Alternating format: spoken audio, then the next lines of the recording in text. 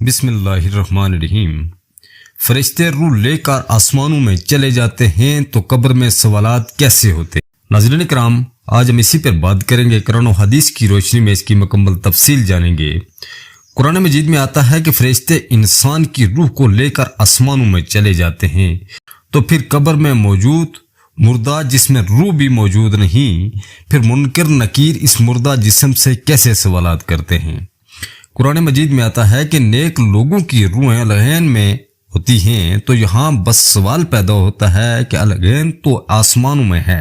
جب روحیں آسمانوں کی طرف سفر کرتی ہیں تو ان کا تعلق انسانی جسم سے باقی رہتا ہے۔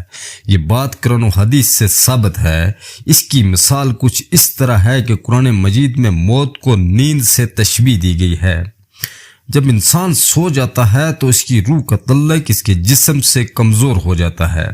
قرآن مجید میں آتا ہے کہ جب تم سو جاتے ہو تو اللہ تبارک و تعالیٰ تمہاری روح کو قبض کر لیتا ہے، اور جب انسان مرتا ہے تو بھی جسم سے روح کو نکال لیا جاتا ہے، اور پھر جب تم اٹھتے ہو تو ہم تمہاری روح تمہیں تمہارے جسم میں واپس لوٹا دیتے ہیں، اور موت کی صورت میں واپس نہیں لوٹاتے۔ موت کے بعد دوبارہ روح تب واپس لوٹے گی جب قیامت قائم ہو جائے گی اور اللہ تبارک و تعالیٰ دوبارہ زندہ فرمائے گا۔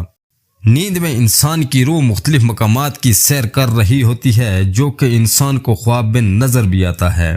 اب اس کا مطلب یہ نہیں کہ اس کا جسم سے تعلق نہیں، جسم سے بھی اس کا تعلق باقی رہتا ہے۔ جب سوئے ہوئے انسان کے پاس کوئی زور سے چیخے تو انسان جاگ جاتا ہے۔ اس سے ثابت ہوا کہ روح کا تعلق جسم سے باقی تھا، تب ہی وہ سویا ہوا انسان چیخ کی آواز سن کر جاگ گیا، اور موت کے بعد مردہ کے جسم سے بھی اسی طرح روح کا تعلق کچھ نہ کچھ باقی رہتا ہے، اور وہ برزخ میں آسمانوں کی سیر کر رہی ہوتی ہے۔ یہ بات حدیث سے بھی ثابت شدہ ہے۔ روح کا عالم ارواح میں دوسری روح سے بھی تعلق رہتا ہے۔